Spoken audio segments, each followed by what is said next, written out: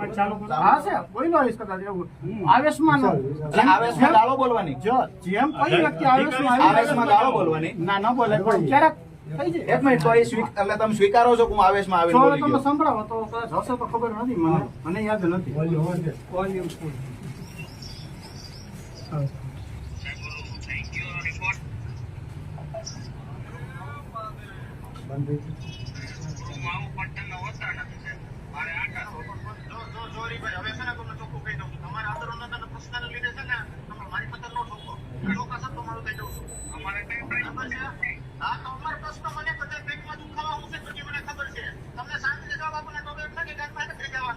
ક્યાં ઘરે જવાનું કીધું હા સાહેબ? બરાબર. ક્યાં ઘરે જવાનું કીધું? બોલો બોલો જાહેરમાં બોલો. ક્યાં તમે ક્યાં ઘરે જવાનું કીધું? ભાઈને પૂછો તમને અરે પેલા તમને પૂછું છું, ગાળ તમે બોલ્યા છો.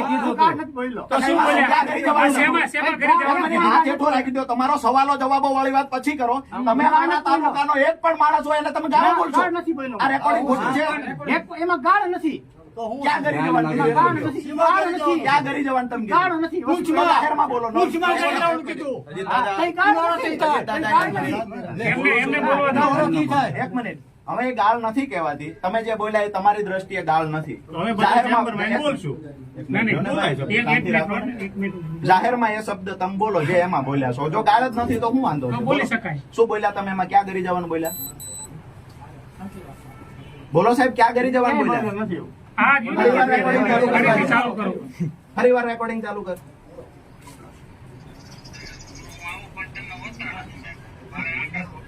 ઈ કેટલી વાર મેળાઈ ખબર તમને? ઈ કેટલી વાર હા, એ બધું છે સાહેબ.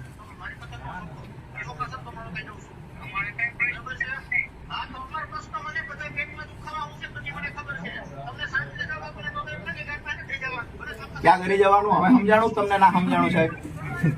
અમુક બાબત સ્વીકારો. નહીં સ્વીકારો ત્યાં સુધી સાહેબ હું અહીંથી જવાનો નથી. નહીં સ્વીકારો ત્યાં સુધી હું બીજા મુદ્દાઓ આપીશ. ઓકે, હાલો, વાંધો નહીં. બરાબર છે? જે ભૂલ હોય સીધી રીતે સ્વીકારી લેશો ત્યાંથી વાત પૂરી થશે. વાત એ છે કે તમે એને ક્યાં ઘરે જવાનું બોલ્યા? કે 25 વાર આવ્યા હશે રજૂઆત કરવા. સાહેબ એક મિનિટ, દાદા વાત બદલો છો નહીં સાહેબ? તમે નેતા છો સાહેબ? તમે તો નેતા છો. ના, નેતા નથી. તો શા માટે અલગ અલગ વાતો બદલાવો? તમે ક્યાં ઘરે જવાનું હવે બોલ્યા? તમારે આગળ શું એના વિશે તમારે મને કેવું હોય? મને કહી દ્યો. હું કવચ છું પણ આમાં તમે શું બોલ્યા? જે કાંઈ બોલ્યો હોય, બરાબર છે.